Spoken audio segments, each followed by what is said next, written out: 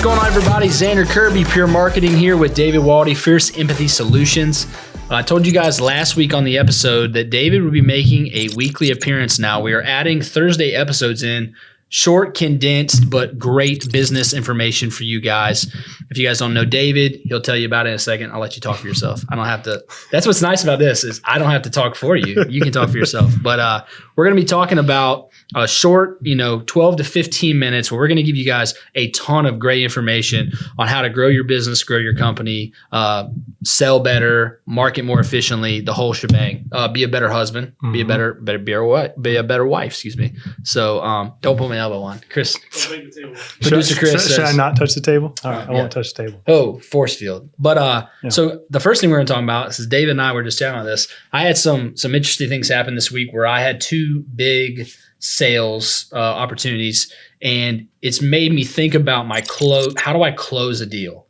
How do I what does that even mean? Well, I think one of the hardest things in a race is not starting. I think it's finishing. Yeah. And so would you agree with that? I would agree with that. I mean, there's complexity on both because if you never get started, then you're not going to ever finish anything. Right. So, but once you actually do get the ball rolling and you're moving forward, whether you're talking about sales, marketing, starting a business, enhancing your relationship with yourself, with your spouse, you have to start. But like you're saying, once you've gotten past that hurdle, the next biggest one is how do I bring this to completion? How do I actually close or finish? It's hard. Mm-hmm. I mean, I talked to a lot of, the reason why I think it's more prevalent is I'm in the service and trades businesses more and more as the people I consult with or talk to. And they say, man, I don't have a leads problem. I have a closing problem. I actually just remember this. Eric Hill was on our show a month ago. He's the 21-year-old millionaire, green industry guy. And he texted me this morning and he said, he texted me 2 days ago.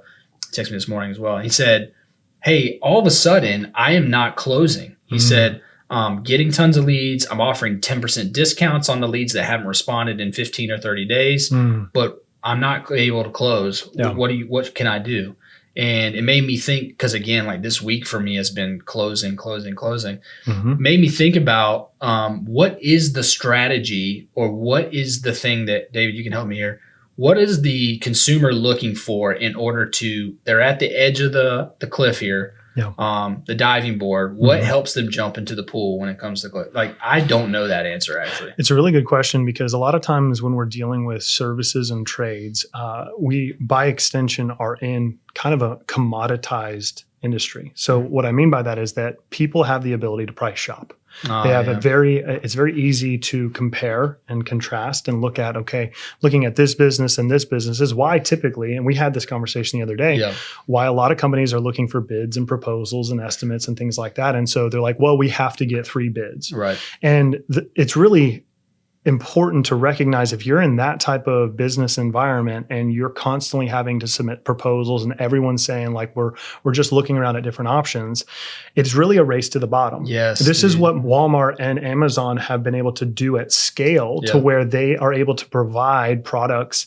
that are the lowest potential price possible to give the consumer what it is that they want. Right. But when we're in trades and services, that's only one business model. And when you're stuck in that— It doesn't feel that way, though. It feels like the business model. It feels like the business model. And the ones that really absolutely crush in business and not only get to serve their community, but really be able to serve their teams and to be able to serve their clients well, is flipping the model on its head. So that one model, the commoditized one, where everyone can compare, is a race to the bottom. That as much as people will talk about how price isn't maybe a variable, it's a huge variable. And so you can have a bid that you put out, say it's like you've got, it's roughly a $25,000 job, right? And you've got one bid that comes in at 35, one's at 27, and one's at like 18 or something like that. Just us as human beings, we're naturally going to gravitate towards saving money. Like we have such an emotional attachment to money for sure that when you're looking at it, the first question that goes through your head is like, what's the difference in these three? That's the very first thing that happens because I know I need this service, but I see these 3 different price points. What's the difference? The way that you escape this is that you have to think about all the peripheral, intangible things that you could include in your offer and what you're presenting that makes you not better than your competition, That's where people mess up so often, is they're trying to figure out how can we be better than our competition. Is the goal different?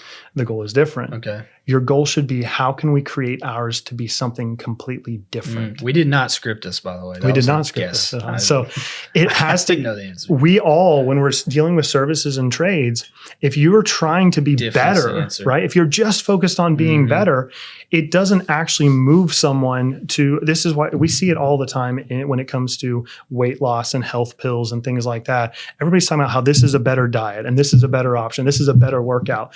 And you lead your entire market into this is decision fatigue. Oh, everyone is like, okay, well, you're saying this is better and this is better, this is better, this is better. So you don't make a decision at all. You don't make a decision at all. Or you default to, well, let's just go with the most economic thing because they're saying they're better, but really we just need the job done. Right. How you exit that model is you start thinking about how can we differentiate ourselves by providing so much value to our clients, to our customers, that it becomes rather than a Granny Smith apple and a Fuji apple and this, it's apples and oranges. Let me give you an example. One of the opportunities I had this week to land a very large account in one of my businesses, that's exactly what I did. I got there 10 minutes early. So for listeners, this is practical 101 here because I literally did it Wednesday. I got there 10 minutes early and I asked myself, what are they needing from me? Yeah. And I knew that there were some issues they had told me they were looking for. And then I said, I asked myself this, I said, how can I creatively give them an answer they haven't heard before? And I don't know. You're the guy that thinks and writes these books. This is what God does in my experience. Yeah. And I do try to think outside the box. And I went into this meeting. It was two guys, super nice. Yeah. And they said, actually, I didn't even let them speak first. And I said, let me make sure I have an understanding. This is your problem, right? And they said, yes. Yep. I said, well, good thing is I was different. I said, I'm different. All these other companies are like this. I said, we're a logistics company. And yes, companies can say they're good at this and good at that. We are. I said, but we're really, really good at logistics. And I knew that and heard that. And 30 minutes later, I walked out with the second biggest contract I've ever had in one of my businesses. Yeah. So for anyone like doubting that is every time I say, now that I'm thinking back to all the closing, because I do all the sales pretty much for all my businesses. That's something God's gifted me with. I love sales. Yeah. Remember, sales is solutions, you're not selling anyone. Sales is solutions and serving. If you think it's anything else, that's why you're losing. I love that. That's so good. But so I went in there and was like, I need to give them a solution and say, we can serve you in this way. That's literally, and it's great. And we start next week. So, I can already hear the listeners, the audience, the skepticism of, well, I do that. Yeah. And I challenge, and I know you would too, for people to think, analyze your decisions. Like, did you really try to give, because when I hear people say I'm not closing or I can't find, like, I don't believe them, you know? So here's what's really interesting about this. If you're struggling, if you're listening right now and you're struggling to close, you're struggling to get those sales, it's taking the step back and recognizing that what happens when you're struggling with closing is that you get emotionally vested to a degree that starts actually pushing your clients or potential clients further and further and further away. Yep. There's this energetic underlying thing that if you and I are in a sales interaction— pushy car salesman syndrome type exactly. thing? Yeah. But if I'm emotionally detached and I come to you and I'm like, hey, Alex, I've got this solution. I feel like it would serve you really, really well. But in my heart of hearts, I am emotionally detached from your decision. It creates a very different conversation because I'm no longer trying to persuade you. I'm literally just looking for, I need to ask enough intentional questions to make sure I understand this well. Yeah. And you did it perfectly. You went straight in and said, this is how we're different. This is the problem you communicated to me. Is that correct? Yeah. Right? If you can verify that this is the problem that they're having and you just lead with, it's really empathy. You're saying, okay, I need to understand more about your situation because I don't even know yet if I can help you. Right. When we create those type of interactions, it disarms people because anytime you go into a sales interaction, like think about it. You mentioned the stereotype of the used car salesman, or even when we were kids, you walk through the mall.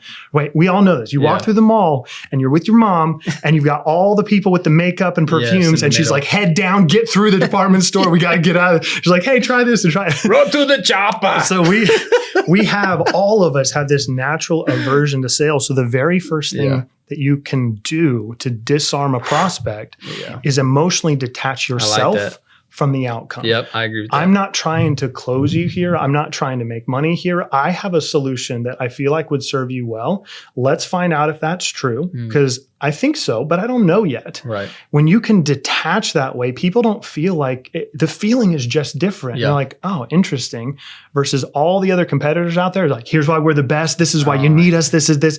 It doesn't feel the same way. And so exactly what you did, you were focused on, I need to figure out, is this the best solution for this person? Right. When that is your core focus and motivation, it changes things, because again, when you, like you were talking about your buddy, the hardest part is that when you're struggling to make sales and you start seeing your balance sheet and you know payroll's coming and you got all these different things, the panic button. But when we start to panic, here's what happens. Our brain literally shifts and goes into fight or flight, which means that you are looking at, okay, we just got to bust it. I got to stay up until midnight. I got to do whatever it is. I got to, crush it on phone calls. Everything that you can possibly do, because you're fighting to survive. You've slipped into survival mode. And when you're in survival mode, you can't think intuitively. You don't have inspired thought. You're not able to emotionally detach from the outcome. And this is why it gets incredibly hard when you are not closing. And here's what you need to do. One thing, you focus on one tiny little micro win that is a sale. I don't care if it's $12. Yes. If you can get one little win underneath your belt, it'll help you recognize, okay, I've slipped out of my abundant mindset where I know that I can serve and help people, and I've slipped into scarcity, and all I'm doing is manifesting in my life and my business all the stuff I don't want. Dude, I love that. It's 100% true. Like whenever I don't feel like it's live or die, and I feel like, no, this is just a great opportunity, and I believe in this. Yeah. You make such clear decisions. I can tell you the mistakes I've made in sales. I'll say that is when I thought I needed that sale. It was a large number, a big name customer, whatever it was. And I did the thing that you don't do at the end of a sale is you overpromise. Like, because you thought that would be the tipping point. Yeah. And next thing you know, 3 months later, it was the thing that killed the deal. Yeah. Even if they signed that day, it was either relationship killing, reputation, all that stuff. So, David, this is perfect for you guys listening, watching on YouTube, Spotify, wherever. Hopefully that you guys got some great information on how to close the deal, maybe some faults, some great things you're doing, or some things you can improve on. Again, Xander Kirby, David Waldy. We'll see you next time. Thanks, guys.